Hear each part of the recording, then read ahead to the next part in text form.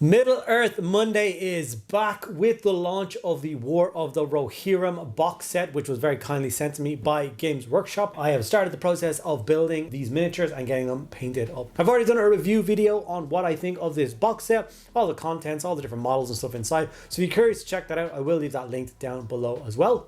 And in that video, I promised you a minimum of 7 videos for this box set. Why 7? There is 4 characters and I want to do an independent video for each of those. I want to do one for the Rohan infantry, one for the wild men, and one for the scenery, for a total of 7 videos. So you guys who pick up this box set and aren't sure how to get it painted, you have to follow along with those 7 videos and get the whole thing done. So I'm excited to get stuck in with that. Originally, I was going to start with one of the Rohan heroes and just go through those awesome miniatures to begin with. But there was a lot of comments out there talking about the idea that some of the models in there didn't need to be updated and it was just a cash grab by Games Workshop and all that kind of thing. So I don't believe that.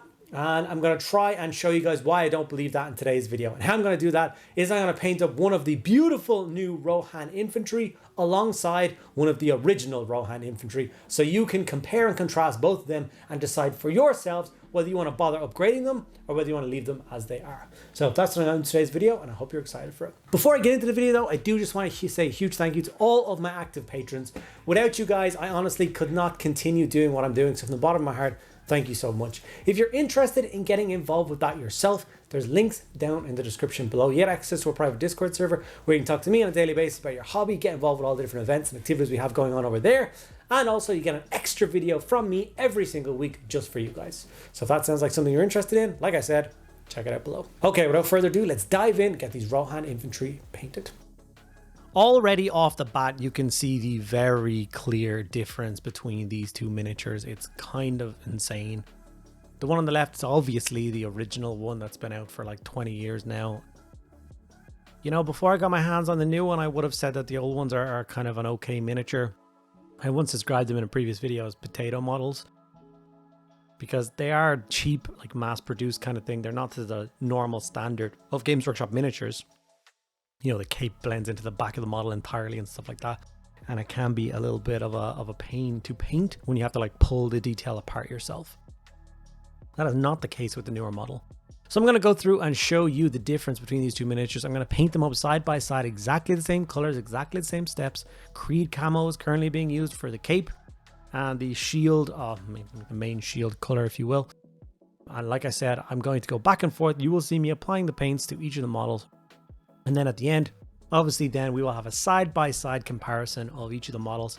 And you can decide for yourself whether it's a good idea to kind of update your Rohan armies or start a whole new Rohan armies. For me, I'm so excited to get my hands on more of these guys. I think I want at least 36. I get 24 in the box. I need another 12 and then I would be quite happy.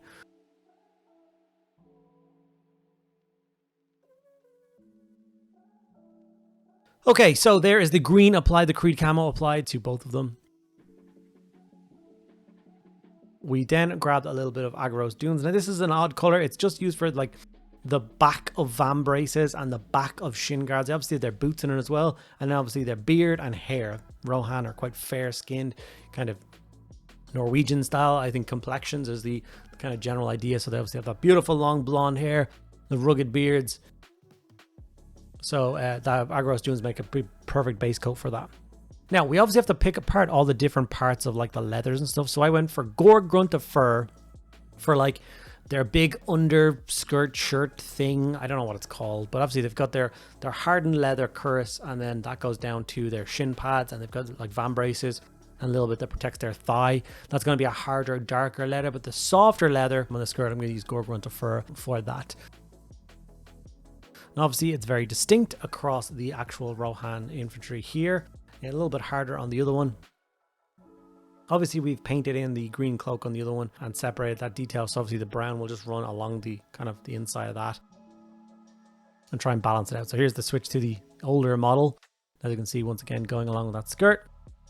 I'm sure there's a better name for it than a skirt, but skirt is what I'm going to call it. And here's what I'm talking about before. So you see I painted in where the green cloak kind of starts and ends. And then you just hit it with the green afterwards. A little bit of Gulliman flesh was then used for faces, hands, the hand behind the shield, don't forget that. Obviously the face is one of the biggest parts that I just can't really get over with the older model. It's like I can't forgive it. I've kind of fallen in love with painting faces over the last couple of months, so I really do like to spend my time on them, make them look nice. And when I threw the contrast on the older model, or the newer model, it's so beautiful. The older model, it looks like a potato. The whole helmet is like mashed into his face. There's horrible mole lines. I don't really know where the beard is meant to end. It's kind of odd, so yeah. Okay, so we have Wildwood now. This is going to be the base coat, or Gargaxura. Apologies, Gargaxura is the one I went for in the end. I did test out a bunch of different colors. And this is going to be for the hardened leather on that. So make sure you do get all the different details on that. Like I said, it's chest piece, van braces, shin guards, anything like that. Now there's quite a lot less of this on the older model because I am the one I chose. I went for the very similar pose, but he has a chainmail skirt or like a dragon scale skirt and metal scale skirt thing, chest armor, words, across the front of that model. So really you only get it on his shin guards and his van braces. They do have a splash of red as well to them, which I never painted on Rohan before, but if you do look back in the images, they do have it. So I grabbed some Blood Angels red very quickly and painted that in. So you can only really see it on the kind of like their elbows and just where the kind of skirt thing splits. You can see that they are wearing an undershirt. There's probably something to keep them warm. This might be a color that you swap around for different Rohan companies or something in your army to distinguish them apart. It's up to you. But it does add a very nice bit of like a splash of color to quite a neutral toned army. Okay, silver. So I basically painted silver on all the metallic parts that I was unsure of. So for instance, the entire helmet basically got done in silver. And then when it was time to go in with the gold, I could then decide which trim parts, the horse kind of insignia and stuff like that, I wanted to do in gold and silver.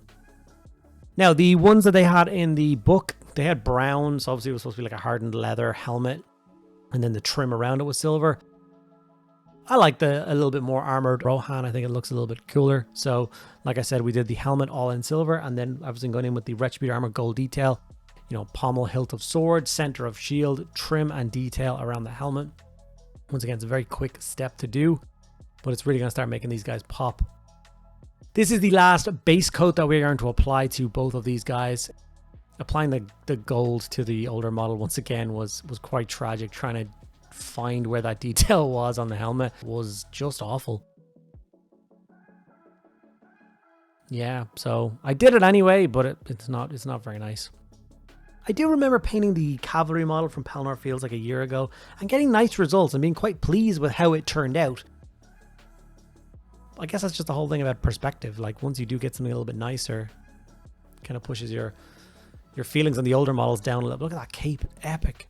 So here is all the base coats on. So I'm going to do is I'm going to add a Seraphim Sepia wash to both of the models now, shading them down nicely. This plays into that whole idea of the scheme being a nice natural tone. Sepia works great for all those natural tones. So a pure coat over the top of the entire miniature now. And whilst that shade is drying, this is usually the time when I go ahead and I get the bases done on the models. Apart from grass tufts, we do that at the very end. But I am going to put the texture paste on, a little dry brush of orange, a little dry brush of bone, rim the bases black, and get them ready for the layering stage. So with the models like this, they already look fantastic. There's a huge difference in them, as you can see. They're both on the same size base. Like, although the new miniatures are scaled up a little bit, like if you use both of them together, it's not going to look ridiculous. So I'm quite happy with that.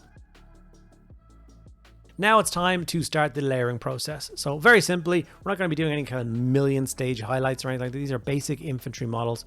So Wa Flesh is the first one I'm going to do. Starting with the cape, and obviously that nice kind of sweeping down curves of all the folds, and it's so easy to layer it up.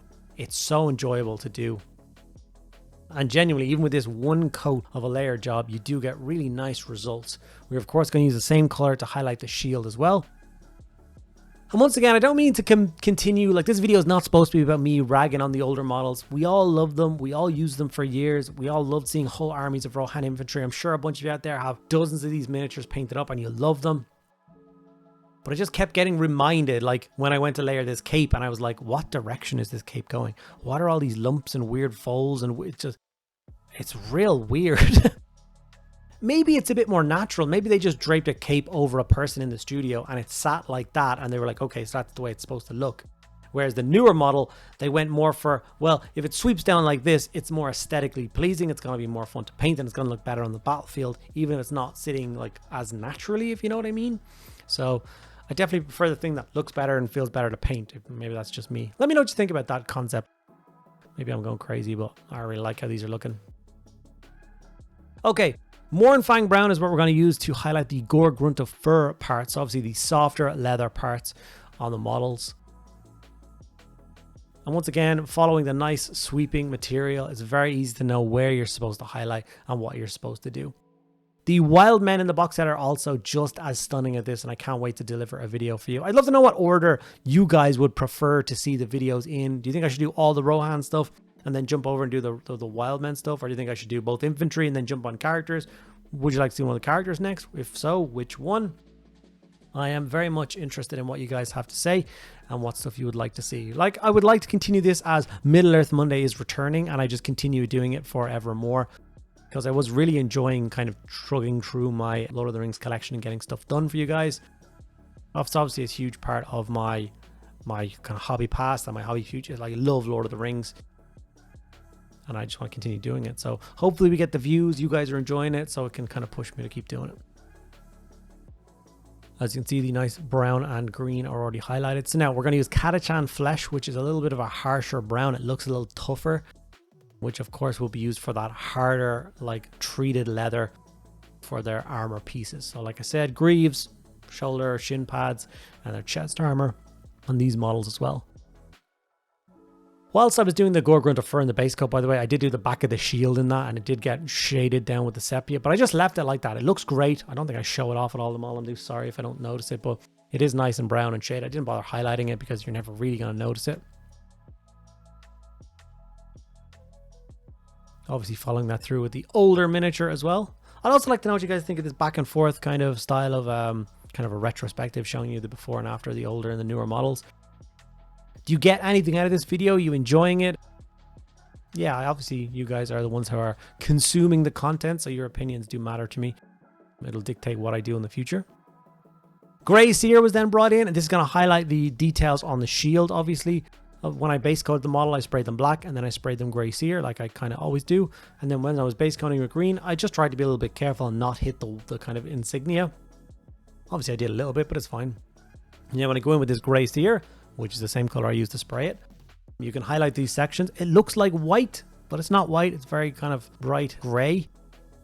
It's much easier to paint with and use, and gives you a really nice finish. And like I said, unless it's next to pure white, you don't know it's not white.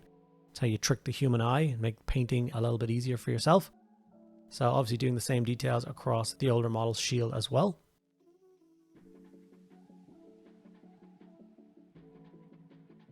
Now all I need to do is carve out some time to get the rest of this box set obviously painted. I've done the Rohan infantry, now I've got to find time to actually paint the other 23 models I get in the set.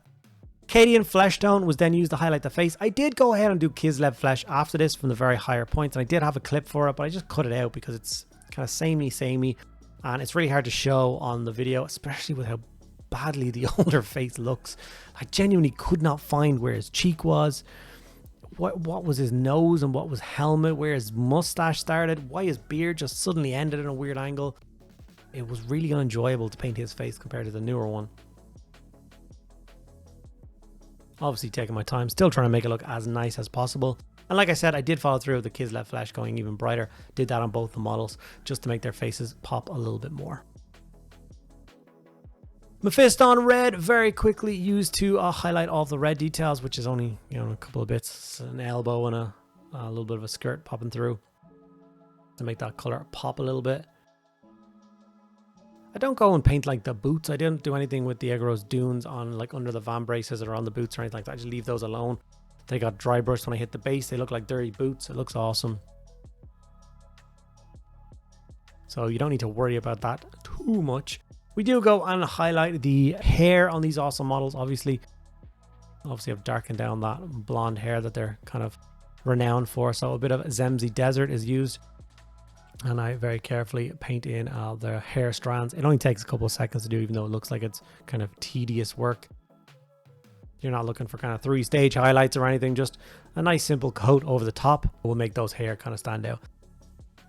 The hair is another piece as well. This obviously sits very nicely over the back of the shoulder, and then the older model, it looks like a step of hair going from the hair to the back of the model. But it was revolutionary back then. You used to get, what, 24 models for like €12 or something back in the day, so it was kind of crazy. Obviously using the same thing, the Zamzi Desert, to highlight the beard and mustaches and all that kind of stuff. So on the older model, I very much was trying to shape his face with this, trying to take away some of the skin and piece it all back together, trying to make it look decent. And then the last step is lead belcher, and then we're going to go in and highlight all the metallics, both gold and silver with this. It's a normal highlight on the silver parts, and it's a touch, kind of like scratchy highlight on all the gold bits. And yeah, it only takes a couple of seconds to do. Obviously a little bit longer on the older model because he's got that whole like plate mail style thing. It's not plate mail, scale mail. That's what I've been trying to say this entire time. I added a couple of grass tufts to both finished models, and then yeah, we have 2 finished Rohan infantry models, old v new.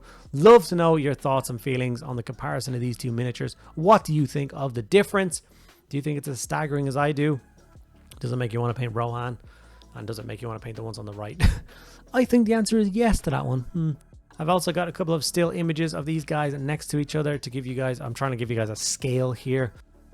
Obviously the newer models are a slightly larger scale, but I think it stands out really well. It gets all that crisp detail. Maybe the other one was just, you know, some of the details like his face was hard to get because it was so much smaller. Who knows? And I've also gone ahead and given you guys a couple of images of just the basic Rohan infantry standing by himself as well. I think he deserves a little bit of spotlight because he is so awesome. Hopefully you guys enjoyed this video, at least watching it as much as I did making it. And please do let me know in the comments below what you think.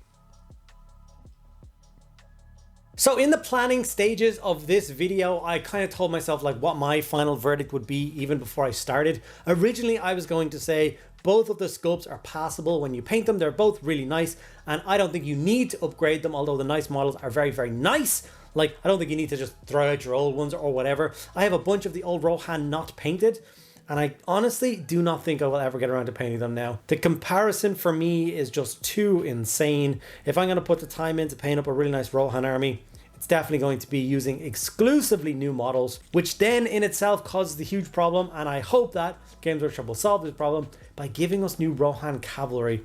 Because now having these beautiful new infantry lined up next to the cavalry we have now, I'm not sure that's going to work for me, but yeah, it was a fun video. I hope you guys enjoyed it. I hope it gives you an idea of kind of the level up that they've done with these miniatures, and you're excited to get stuck in with them yourself. Hopefully you learned something. If you enjoyed the video, make sure you do the 3 things that you should do for all creators if you watch their content and you enjoy it. 3 simple things. Like the video, comment if you have any questions to ask, and make sure you subscribe. Those 3 things cost you nothing, and they make a world of difference for how many people get to see our videos and how the channels grow. So not just for me, any creator out there that you enjoy, try and do those 3 things for their videos, and I promise you they'll be very grateful. If you also want to check out Patreon, like I said at the beginning, it is linked down in the description below. That will obviously help me make bigger and greater videos, and yeah, I can't be thankful enough. Okay guys, thank you very much for sticking out to the end of the video. I'll see you in the next one.